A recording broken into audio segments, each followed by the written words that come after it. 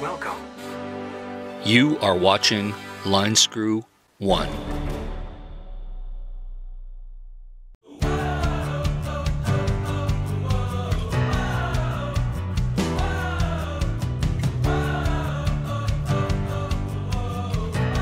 Well, hello tubers, hope you're doing well wherever you are in this crazy YouTube universe.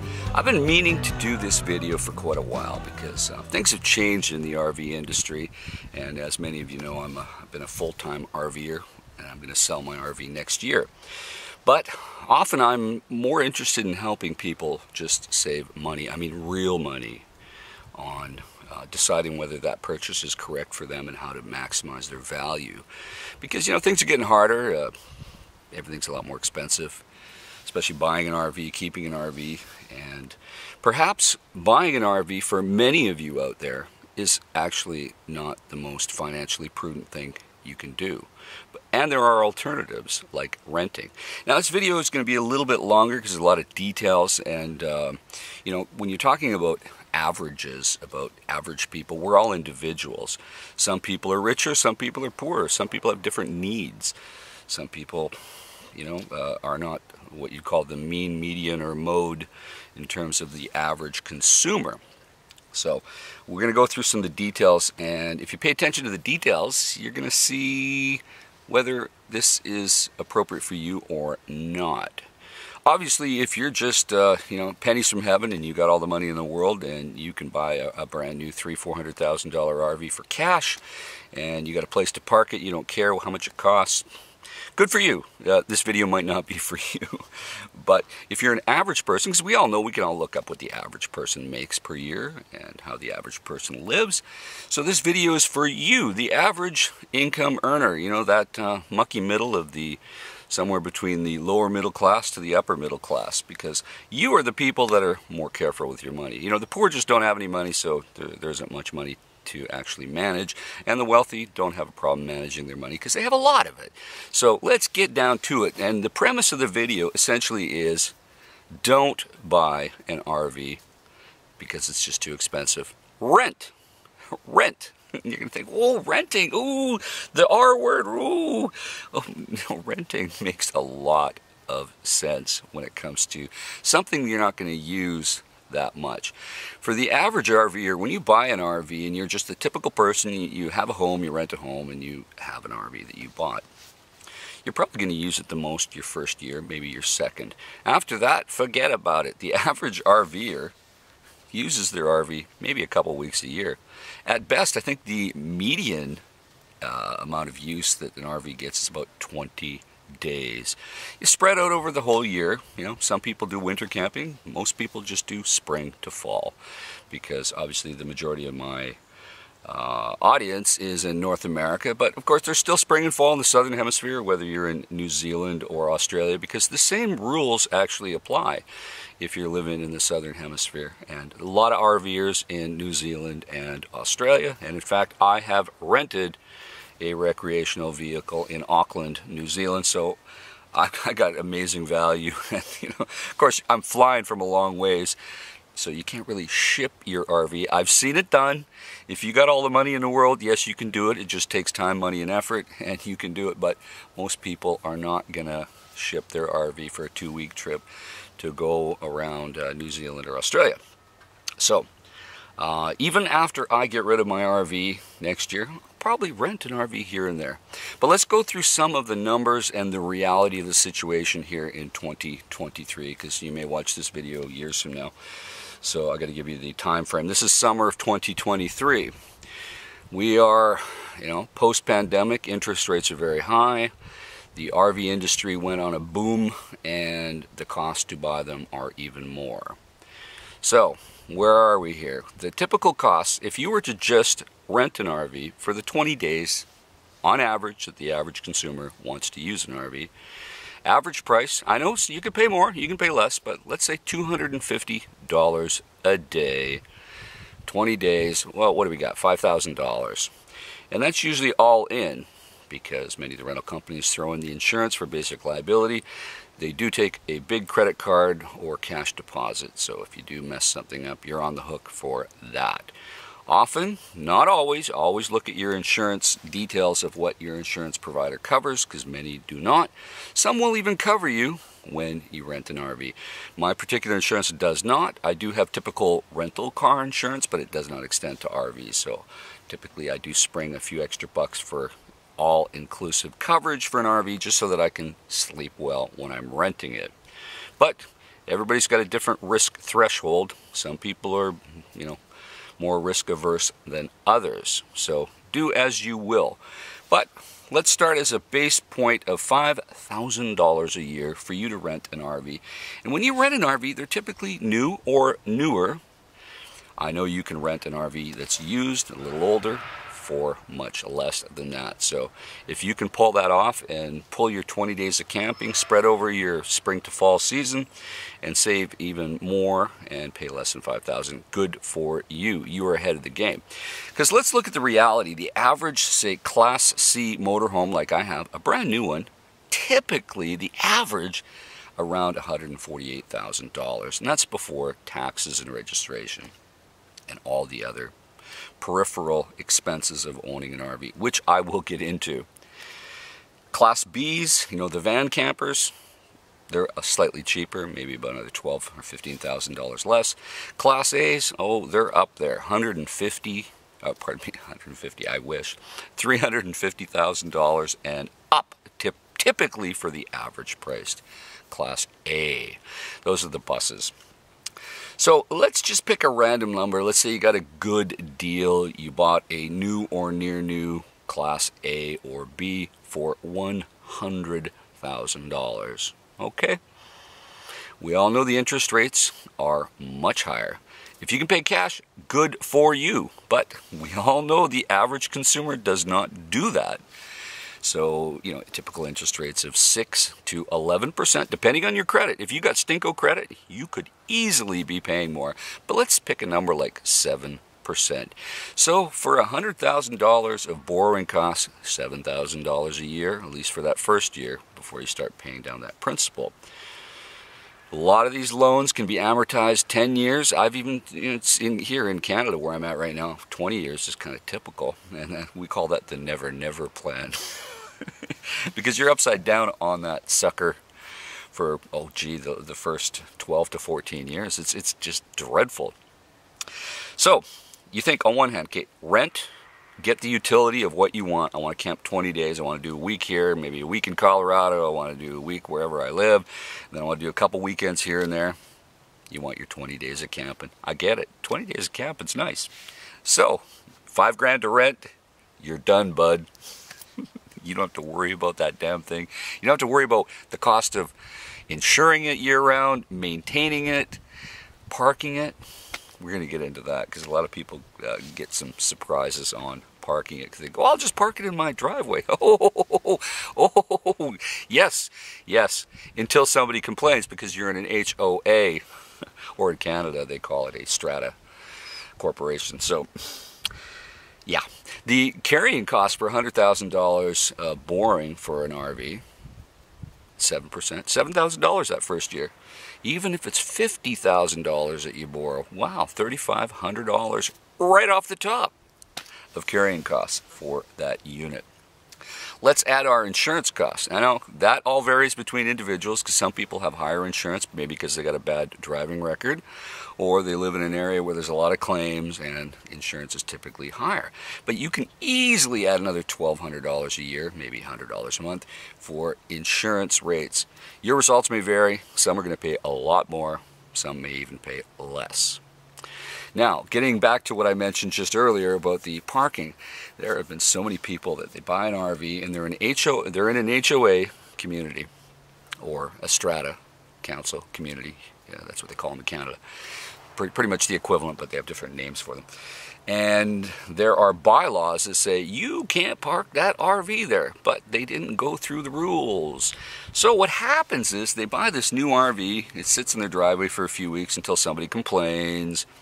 Then they start getting warnings saying you got to move it or we're going to fine you by the day. So that inevitably leads that new RV owner to have to rent a parking spot. I see, and especially in the bigger cities, it's easily $100 to $200 a month to park an RV in a storage area. I do have a storage locker I've rented for nearly a decade in Vancouver, and I just have like a locker that's like 5 by 5 by 20 or something. I pay $130 a month. But I once inquired, because I saw these RVs parked there, and I said, hey, how much are you charging them? And they go, oh, we go by the feet typically, $250 a month. And I'm like, oh, be still my heart. Even if you could find a spot for $100 a month, well, there you go, another $1,200 a year. So think about that. You're covering the carrying costs for the borrowing, $100,000, that's $7 grand. Insurance for 12 months, another $1,200 on average. Parking, let's say you get a good deal, another $1,200. Wow, what are we at now? $700, $800, $900, $9,400. And we haven't even got to the maintenance costs, or the dreaded thing that everybody seems to forget about, depreciation. Yes, depreciation. Those are what you call depreciating assets. The only people that got lucky on that depreciation were people who bought or owned earlier in the, before the pandemic. Like my RV actually has not gone down in value much because I bought it long before the pandemic and added all sorts of fancy features. And then everyone went crazy and wanted to go camping because you couldn't do much else. And RV prices, used and new, went up. So you obviously can't build a time machine and go back 3-4 years and buy a cheaper RV. So you get to live in the real world where you're going to buy one now, you're going to pay the premium, and you're going to have to deal with it. So depreciation. What is an RV going to depreciate in a typical year? Well, the Class A's, they tend to be the worst. They can easily depreciate 15 to 25% in year one, depending on the model and what type of unit you have. But depreciation typically compounds and just gets worse. I know they do stabilize at some point when they're used and older, but do not forget to include the depreciation factor. So on that hypothetical $100,000 unit that is new or near new that you buy, paying the cover, the fees to finance, parking, possibly if you need it, insurance, and the depreciation.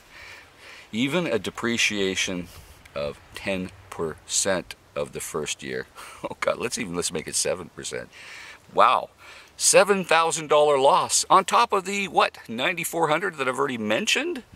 That's crazy money. It's just stupid. Stupid money.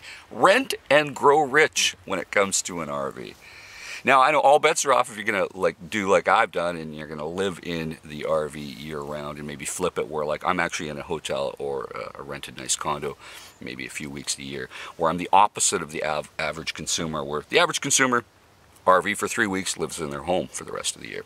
Well, I know I flipped it on the other way. But there's a kettle of fish doing it the way I've done it. It's still not cheap. We can talk about that in another video. But for now, we're talking about the average person who does not live in their RV, because the average person that owns a recreational vehicle does not live in their RV. Now, what about the maintenance? I have seen so many RV owners that have owned a unit of various kinds, and when it's sitting, they often get water intrusion, and they don't notice it until it's too late and there's substantial damage. Happens all the time. I even have a close personal friend who lives in Canada, but he would leave his RV in Washington State in the winter at an RV park. It got completely destroyed by mice and rats because he wasn't down there. He wasn't camping in the middle of the winter. He went down to check on it, I think in March, and whoa, it was done. When the insurance adjuster went and looked at it, he didn't even go inside. He poked his head in and said, yeah, where do we send the check? Luckily, he was properly insured and he landed on his feet. So there are risks. When you own that unit, you only use it 20 days a year and it sits, stuff's going to happen to it. You will always be fixing the appliances. I'm on my 4th water heater. 4th one. I'm constantly doing roof maintenance to prevent leaks. constantly fixing things. Motorhomes obviously have engines and transmissions, so you got to be changing the oil, you got to be doing maintenance. I know if it's just a pull trailer, a fifth wheel or something like that, there's less maintenance, they are cheaper, and they're a better value per square foot because they don't have an engine and a transmission, and they're cheaper to insure. But in the end, when you factor it all in, you're on the hook for everything. I know it's really convenient to have that RV for the last minute trips, but you can still do the last minute trips with a rental. You just book it. There's even apps out there where people will put their used RVs in a pool where you can rent them. And they're even cheaper than the big dealers that rent them. So in the end, if you crunch all the numbers, and like I said, always find out if you can even park your RV on the street or in your driveway where you live. There's even cities that won't even let you put your RV in the driveway. They have, bylaws. So if you can afford the parking, if you can afford the insurance, the depreciation, and all the interest, well, you crunch those numbers, you're going to come up with a dollar figure. You're going to average it out. You're going to come up with a number probably $15,000 a year, all factored in. And then you're going to say, well, that line screw guy says I can rent for $5,000. So yes, you will think of line screw when you crunch all these numbers and you come up with a number, say that's $10,000, $15,000, maybe $20,000 a year for you to own your RV and having just sitting around most of the time waiting for you to do something with it. And when you see that number on a piece of paper, when you've crunched it, that number that's unique to you and your particular situation, if it's $15,000 and then you heard line screw one say, hey, I can rent and be done with it and not worry about it, $5,000 a year for 20 days of rental makes a lot of sense to me.